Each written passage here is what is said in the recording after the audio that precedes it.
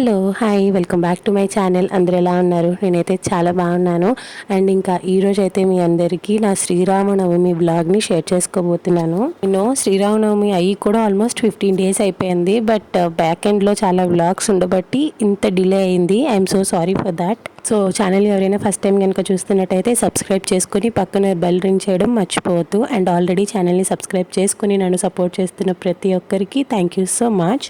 So ముందుగా అందరికీ శ్రీరామనవమి శుభాకాంక్షలు. ఆ రోజు విష్ చేయలేకపోయాను, బట్ ఇప్పుడు విష్ చేసేస్తున్నా. ఇంకా ఆ రోజు పొద్దున్నే లేచి ఫ్రెష్ అయిపోయి వెంటనే కుకింగ్ కూడా స్టార్ట్ చేసేసాను. ఆల్మోస్ట్ 10 అయింది అనుకుంటాను నేను కుకింగ్ స్టార్ట్ చేసేసరికి. సో ఫస్ట్ నేను శనగపప్పుని ఉడకబెట్టుకుంటున్నాను. అండ్ ఇంకొక సైడ్ వచ్చేసి గారెల కోసం ఇలా గ్రైండర్ వేసామన్నమాట.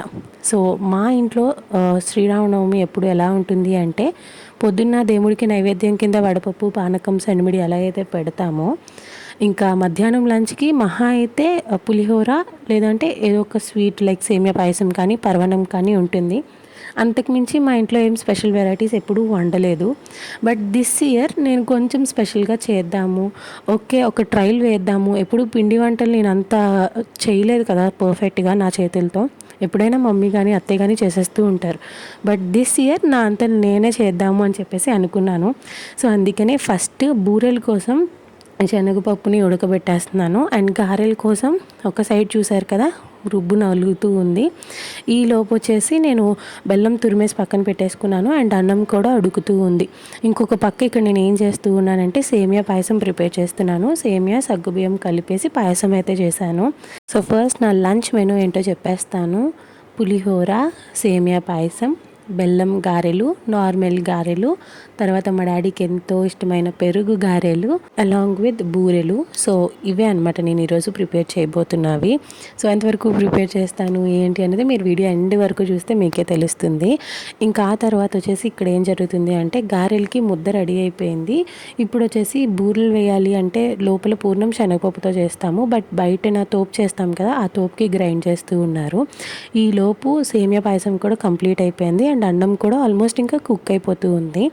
ఇక్కడ శనగపప్పు ఉడికిపోయింది కదా, సో అందులోని బెల్లం వేసేసి దగ్గరికి ఉడికించేసామనుకోండి మనకి బూరెల్లో పూర్ణం రెడీ అయిపోతుంది. సేమ్ ఇదే పూర్ణం మనం బొబ్బట్లకి కూడా చేసుకుంటాము.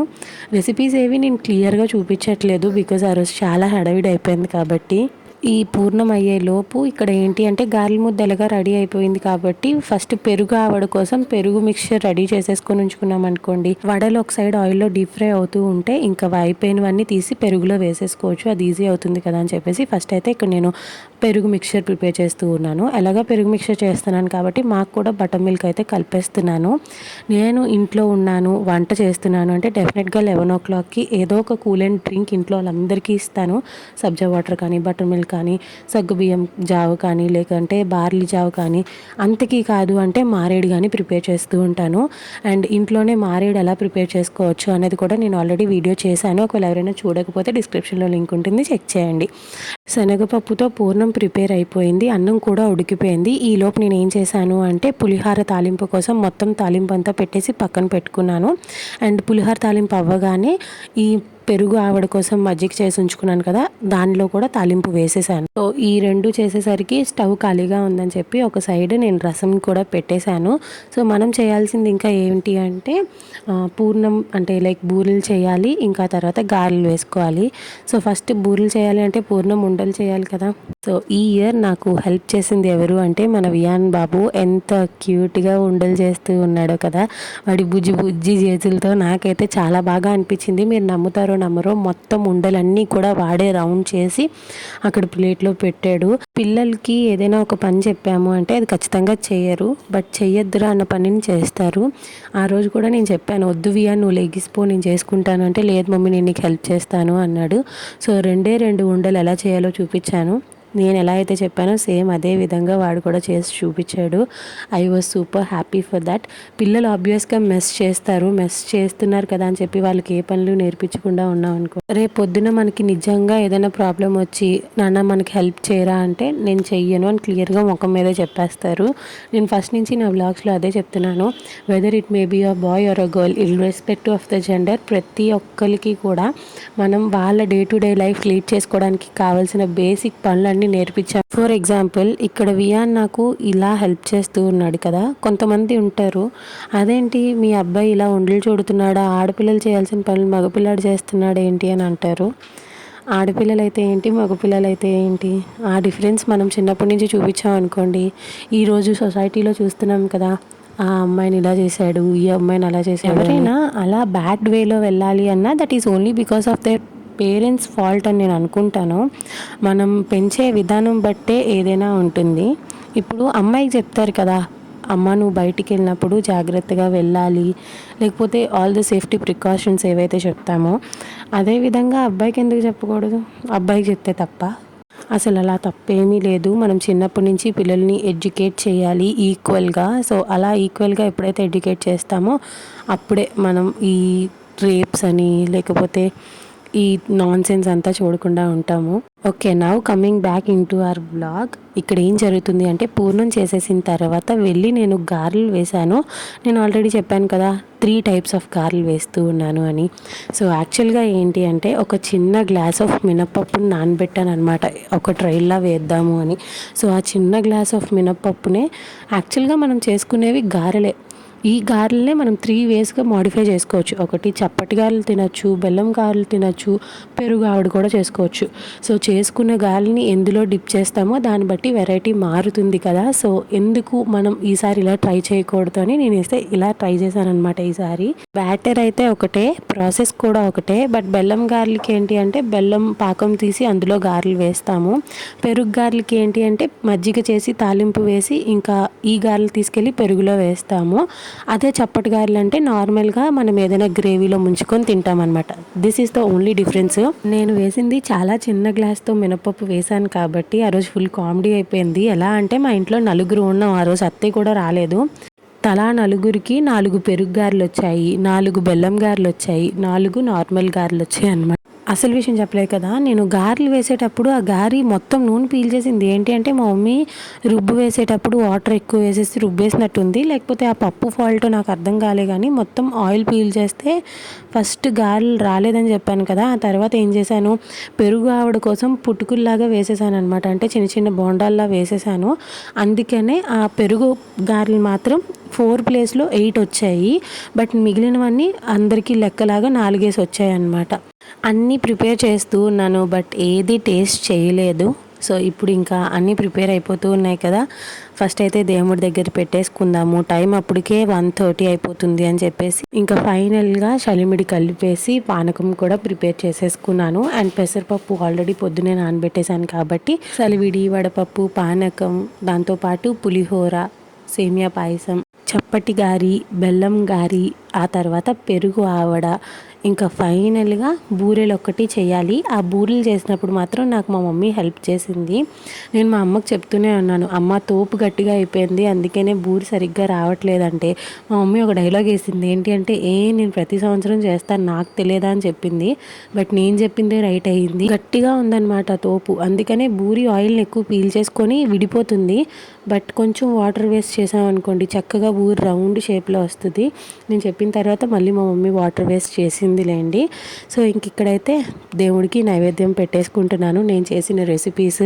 ఇప్పుడుకొచ్చి అది టేస్ట్ ఎలా ఉంది ఏంటి అనేది నాకు తెలియదు. పొద్దున్నుంచి నేను ఓన్లీ కాఫీ తాగి మాత్రమే ఉన్నాను. ఇప్పుడైతే ఫస్ట్ దేవుడికి నైవేద్యం సమర్పించేసుకున్న తర్వాత నేను కూడా తినాలి. తినిన తర్వాత టేస్ట్ ఎలా ఉంది ఏంటి అనేది చెప్తాను. సో ఫస్ట్ దేవుడికి దీపం పెట్టేసుకుందాము.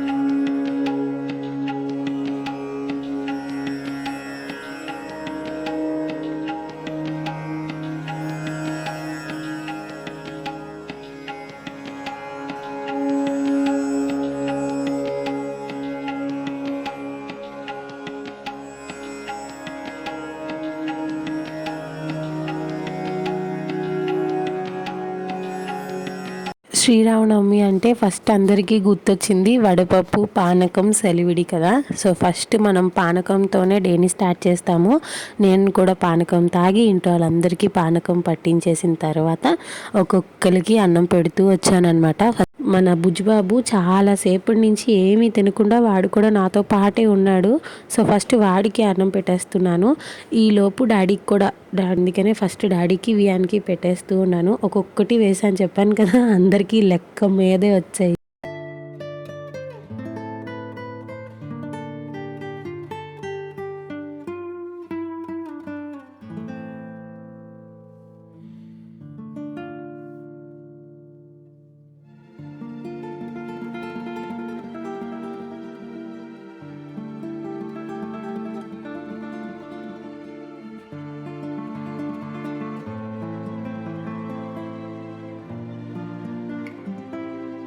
ఫస్ట్ అయితే వియాన్ బాబుకి అన్నం పెట్టేస్తూ ఉన్నాను. వాడైతే ల్యాప్టాప్ కావాలి అని ఒకటే ఏడుస్తున్నాడు. నేనేమో ల్యాప్టాప్ ఇవ్వను, తింటే తిని లేకపోతే మానే అన్నానని ఇక్కడ నేను తిన్ను అని చెప్తూ ఉన్నాడు. చూడండి ఇలా చేస్తాడు ఒక్కొక్కసారి.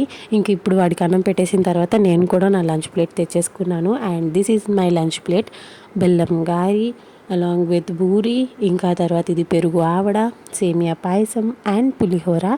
ఇంకా నేను తెచ్చుకోలేనిది ఏంటి ఉంది అంటే నార్మల్గా అనుకుంటా. ఇంతకీ టేస్ట్ ఎలా ఉందో చెప్పలేదు కదా. ప్రతి ఒక్క రెసిపీ చాలా బాగా కుదిరింది తెలుసా. మనం దేవుడికి పూజలు చేసేటప్పుడు ఫుల్ ఇంకా పూజ మీద కాన్సన్ట్రేషన్తో ఏమీ టేస్ట్ చేయకుండా చేస్తాం కదా, అప్పుడు ఆ రోజు వచ్చిన టేస్ట్ మరి ఇంకెప్పుడు రాదనిపిస్తుంది నాకు. ఆ రోజు కూడా అంతే. ప్రతి ఒక్క రెసిపీ చాలా అంటే చాలా బాగా కుదిరింది. మంచిగా లంచ్ చేసేసిన తర్వాత హ్యాపీగా పడుకునేసాను. ఆ తర్వాత నేనేమి వీడియో రికార్డ్ చేయలేదు. ఫైనలీ ఇది మా ఈ సంవత్సరం శ్రీరామనవమి పూజ అయితే ఇలా జరిగింది. హ్యాపీగా మేము ఫ్యామిలీ టైప్ని స్పెండ్ చేసాము. And yes guys, this ends today's video. I hope మీకు ఈ వీడియో నచ్చిందని అనుకుంటున్నాను. నచ్చినట్టయితే లైక్ చేయండి, మీ ఫ్రెండ్స్ అండ్ ఫ్యామిలీకి షేర్ చేయండి. అండ్ ఇంకా ఎలాంటి వీడియోస్ మన ఛానల్లో చూడాలి అనుకుంటున్నారు అనేది నాకు కామెంట్స్లో షేర్ చేసుకోవడం మర్చిపోవద్దు. అండ్ 90% ఆఫ్ ద పీపుల్ మన ఛానల్ని చూస్తున్నారు, బట్ ఎవరు సబ్స్క్రైబ్ చేసుకోవట్లేదు, చూసేసి వెళ్ళిపోతున్నారు. ఒకవేళ కనుక మీకు ఛానల్ నచ్చింది అంటే ప్లీజ్ కన్సిడర్ సబ్స్క్రైబింగ్ అండి. సబ్స్క్రైబ్ చేసుకుంటే అమౌంట్ ఏమీ ఖర్చు అవ్వదు. నాకు ఇంకా మోటివేషన్ వచ్చి ఇంకా మంచి మంచి వీడియోస్ మీకు పోస్ట్ చేస్తూ ఉంటాను. అండ్ నెక్స్ట్ వీడియో వచ్చేసి మేము మళ్ళీ ట్రావెల్కి వెళ్ళాము. ఈసారి ఎక్కడికి వెళ్ళాము ఏంటి అనేది మీరు నెక్స్ట్ వీడియోలో చూస్తారు. ఇదండి ఇవాల్టి వీడియో. మళ్ళీ ఇంకొక మంచి వీడియోతో మీ ముందు ఉంటాను. Once again thank you all so much for watching till the end. See you all in another video. Until next time, take care, bye.